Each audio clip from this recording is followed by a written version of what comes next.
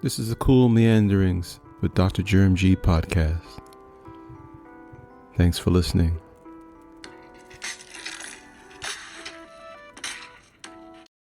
Cool Meanderings with Dr. Germ G.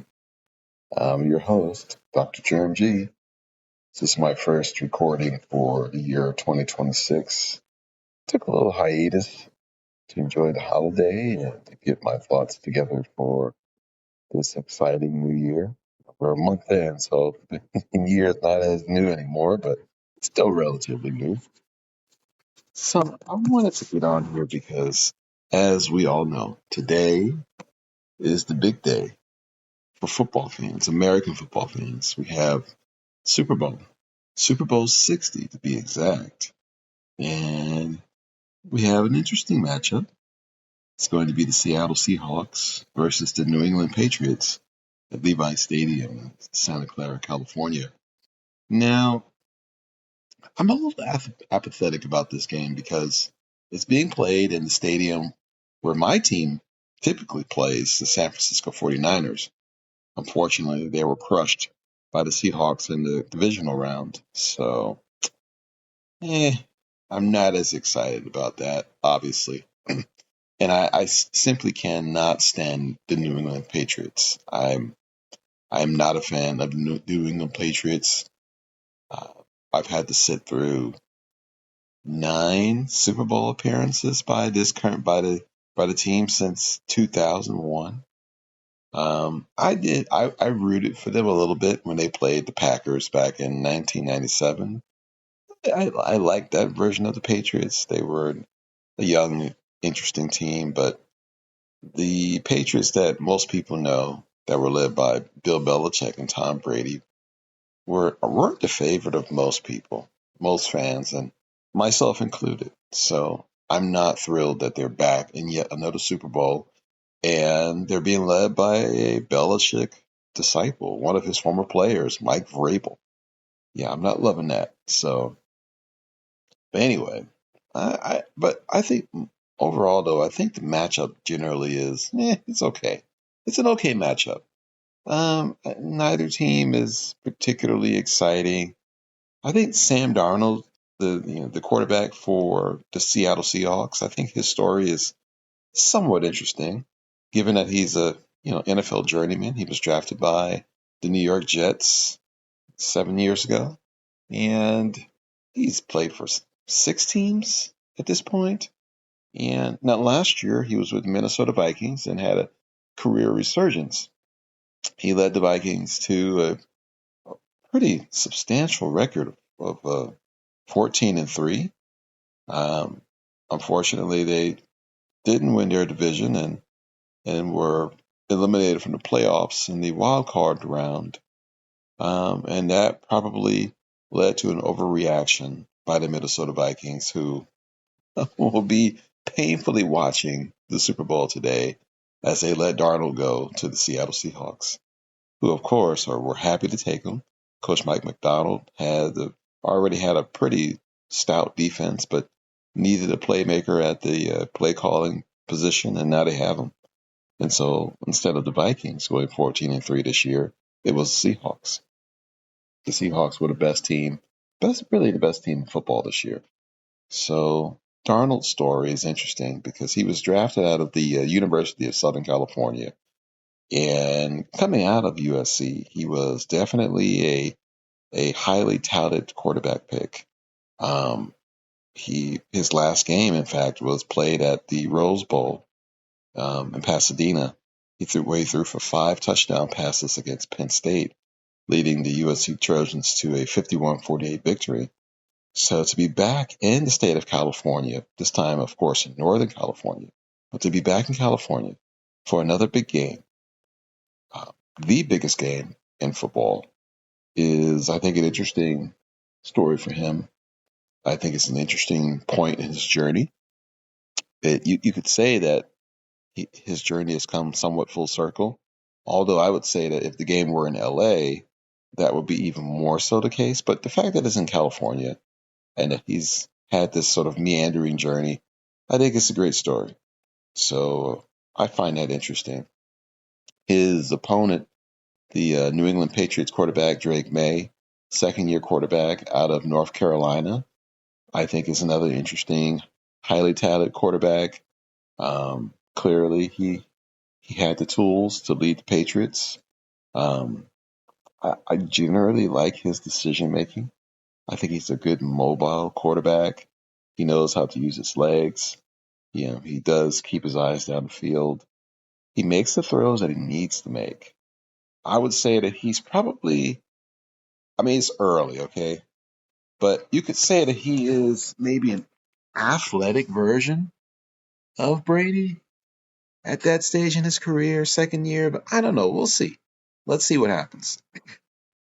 But I think the game it'll be interesting. It'll be an okay game.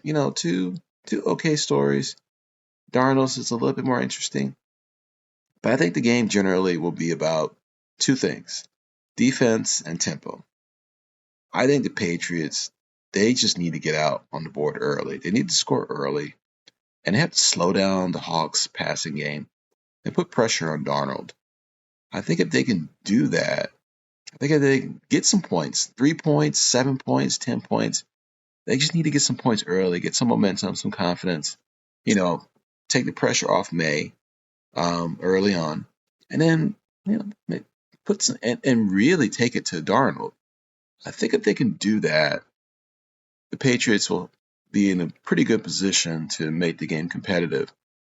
I think the Pats also need to use their running game. I think they have a stable of running backs, pretty solid offensive line, and combine that with some play action just to keep the Hawks defense on the field a bit longer. If they could shorten the game, keep Darnold on the bench, put pressure on him where every possession has to be points. I think it would create some momentum. It could create an opportunity for turnovers.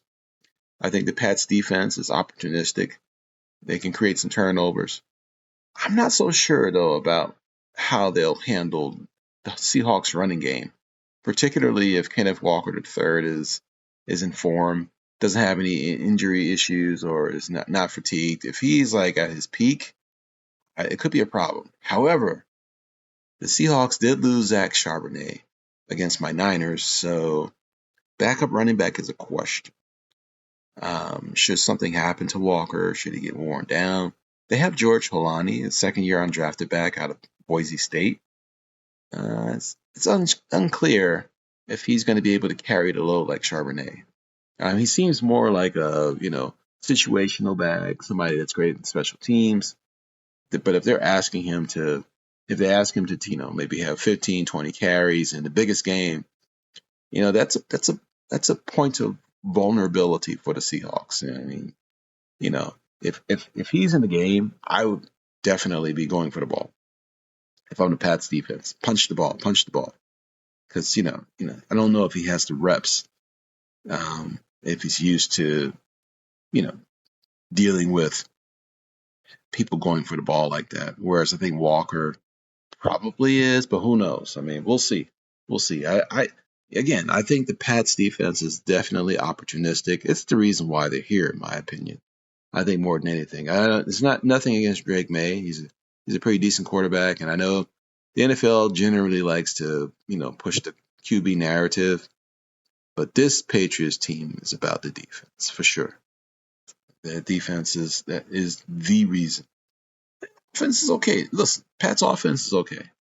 They can score some points. I think they.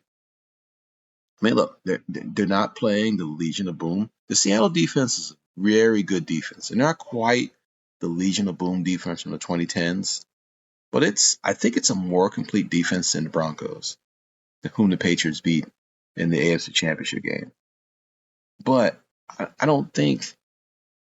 Listen, I don't think the Pats receivers are quite as good as the Rams receivers. So Patriots really need to take advantage, shorten the game. I think May dropping back to throw more than 25 passes is not a recipe for winning. I think if that's where the game goes, he'll be pressured and sacked and probably be the cause of a few turnovers. like he was against the Texans, the Houston Texans in the divisional round. Fortunately for them, the game was in New England, and the Texans QB seemed lost. So, but I don't think they can afford that in this game. I think if that happens, it could be a problem. But listen, they've got to shorten the game and rely on that defense. That Pat defense, stout. I don't know if they're quite as good as a 2001 team. We'll find out because this is definitely an explosive Seahawks offense. They got Jackson Smith and Yimba. They've got Super Bowl MVP Cooper Kupp, and then Rashid Shaheed. Those three receivers will test that Pats defense. And then the tight ends, AJ Barner. If Darnold if he can get in a rhythm and work the middle of the field with the tight ends and running backs, the Pats defense will eventually wear down and they'll be vulnerable to over the top pass plays with those wideouts. And then listen, Cooper Kupp and Jackson Smith and Jimbo, they run some fantastic routes. So, there are those sort of mid-level pass plays, the 15, 20, 30 yard pass plays. I mean, this could be a tough spot for the Pats defense. Now, if the Seahawks get a special teams touchdown, I think it could be an early night for the Pats. I think that could be the straw that breaks the camel's back. If the Hawks special teams get involved, I don't know. Listen, I think that whoever wins the turnover battle is going to have the edge in this game. I think the Hawks have a bit more on offense to overcome any turnovers or an early deficit. But generally, I think the team that is able to take care of the ball will probably have a better opportunity to win this one. I think in the Pats case, though, they really need to get ahead early and just keep their foot on the gas. Keep the pressure on the Seahawks. Definitely keep the pressure on Darnold. Because if Darnold has time and the game has an offensive flow, I think the Pats are done. I do. They can't let him just sit back there and pick apart the offense. He'll take what the defense gives him, and then he'll take one or two. He'll take a chance or two. But if he's able to do that without much pressure, Pats are in trouble. Now, if it's a defensive slugfest, I think it's a toss-up. I do. I think it's a toss-up. And then it's just about, okay, who makes the plays in the fourth quarter? How much will May use his legs to keep drives alive? And, can the Pats hold on to the ball? I think that's definitely a recipe for a win for the Patriots. If it's a slugfest, I think it'll be a toss-up. Now, oddly enough, I do think it will be a defensive toss-up, but only for the first three quarters. I think the cream will rise to the top once we get to the fourth quarter. That's where I think the Seahawks, the talent that the Seahawks have, will basically manifest itself in the fourth quarter, and this game will open up a little bit. So I can see the Seahawks pulling away with two late touchdowns and winning by a score of 27-10. So yeah, I'm liking a 10-10, 13-10 game going into the fourth quarter, and then a couple of touchdowns. However, to get them pass, run, turnover, some combination, and that will be the game. Now, listen, you get to the fourth quarter and it's a tight game. Anything can happen. I mean, especially depending on where the momentum is. I mean, if it's 10-10, 13-10 going into the fourth quarter and the Pats had momentum, hey man, we could be looking at 20-17 games, 17, something like that, 20-23. But if it's 10-10, 13-10, and it's truly a toss-up, no one really has momentum. I just think in the end, in that scenario, the Seahawks would just have enough to carry them through that last quarter. I don't think the Pats can hold them down for 4 quarters. They could maybe hold them down for 2 or 3. But by the fourth quarter, I think the Seahawks offense and their special teams will just prove too much. So that's my take on Super Bowl 60. Again, I'm not super excited about the game. I'll watch it. I'm gonna have some friends over. I've also been invited to a party, which is cool. I mean, and this year, I'm probably more excited just to hang out than anything because it's really not. To me, I don't think it's going to be that interesting of a game. I mean, I am predicting a toss up for three quarters and then a pull away in the fourth, but I don't know. I don't anticipate it being a very interesting toss up game. I think it's probably going to be more pedestrian and because I don't see any way that this is a shootout like the Seahawks and Rams games have been, where this last game was what 31-27, and then of course that game in November that went back and forth. I think it was 38-35. I don't see that. I mean, if this game were to somehow go to overtime, that's because it's a low scoring defensive game and so that basically in the fourth quarter, if it's 10-10, 13-10, maybe they're going to overtime 13-13, something like that, 16-16, 20-20. Yeah.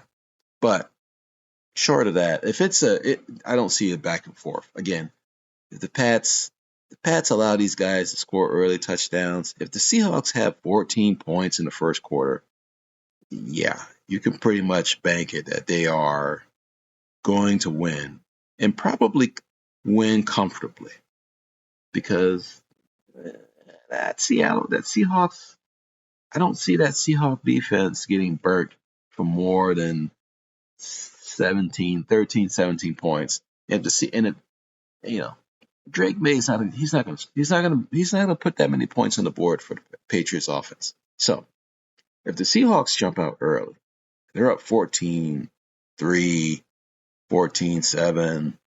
Yeah, I think the scoring will be on. I think the offensive onslaught will be on, and that could make for a not so exciting game. So, but we'll see. We'll see what happens. I'm predicting slugfest, trading field goals early, maybe a touchdown here or there, and in the fourth quarter, it's like, aha, okay, McDonald and the Seahawks figure out what the Pats are doing, and it's game over.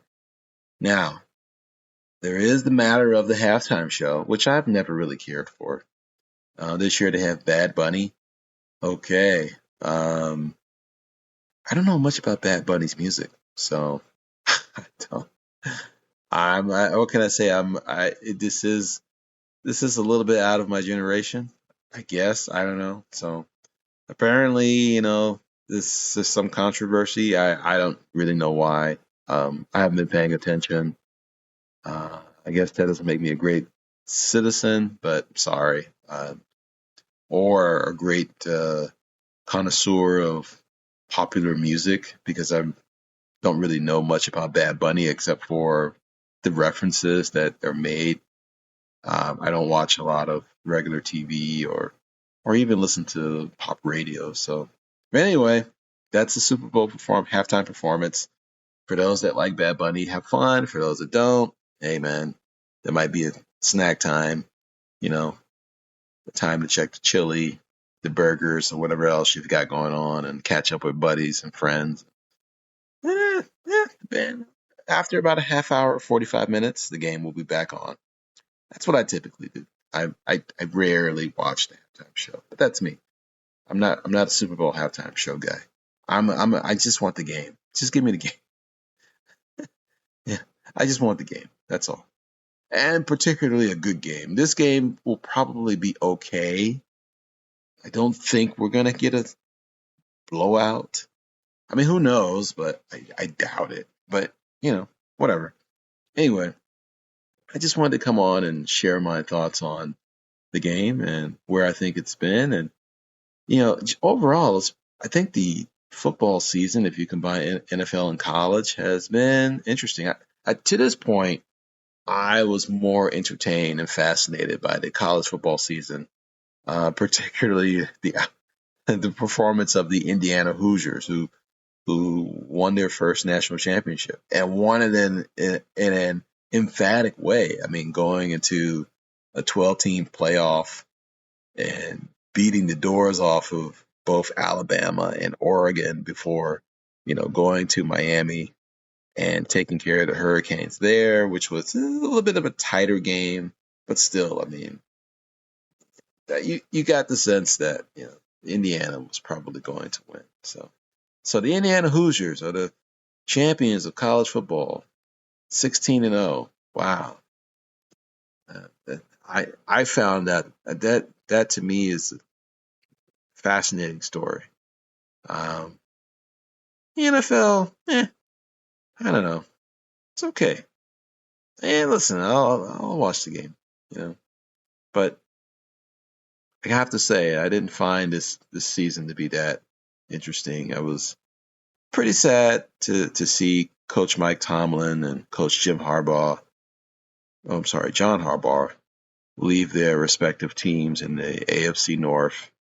So now John Harbaugh is the new head coach. He left Baltimore. He left the Baltimore Ravens, and now he's the new head coach of the New York Giants. Whereas Mike Tomlin, after 19 winning seasons in Pittsburgh, decided that enough was enough. And good for him. I mean, what else can you do? I'm sorry, Pittsburgh, but you're not getting that again for a while.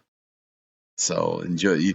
You have decades of winning that you can sit back and appreciate, and they will now that they've hired Mike McCarthy. I think once they get a couple of losing seasons under their belt, because McCarthy, I'm sorry, but I don't see him winning in Pittsburgh.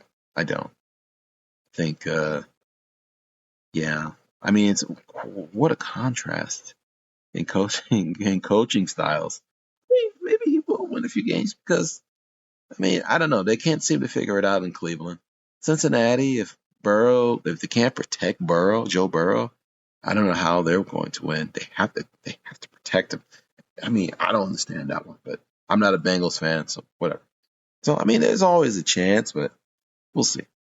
I think the Pittsburgh Steelers, though, are probably going to experience some losing for a few years. And I think in retrospect, they will have some time. They'll go back and reflect on the winning seasons, all those winning seasons that Tomlin gave them. Yes, sure, there was quite a bit of mediocrity. There's winning and then there's winning big in the playoffs. And unfortunately, that didn't happen enough, but that's okay. They don't have to worry about that now. So we'll see what happens with the Pittsburgh Steelers. Yeah. In my team, the San Francisco 49ers, they had a lot of injuries this year. I mean, a ton of injuries. So I'd like to see where they are next year when everyone's healthy. Unfortunately, I think the current roster of players are probably at their peak in terms of health. I think, this was a missed opportunity. I think that they probably have 1 or 2 more years as a unit before key guys begin to peel off because of health and age. And so hopefully next year is a year that they are right back in the thick of it, maybe playing for a right to go to the next Super Bowl.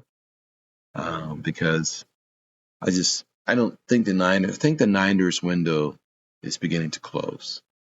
Guys like Greg Kittle and Kyle Juszczyk and the defense, Bosa and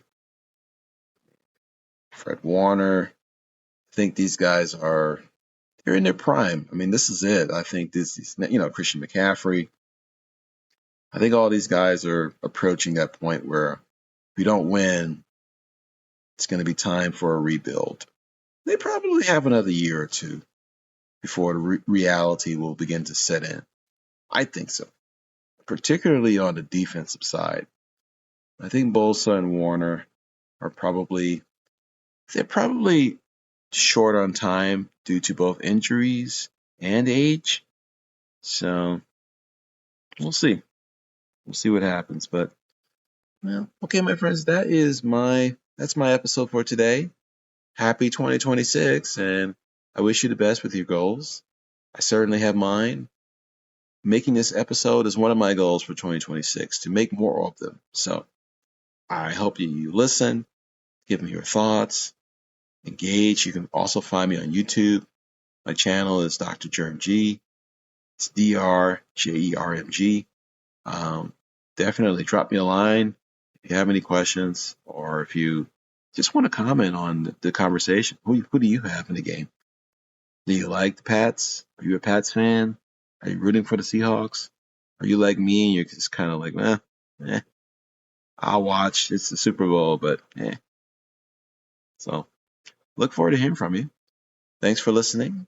And until the next episode, have a good one. Take care.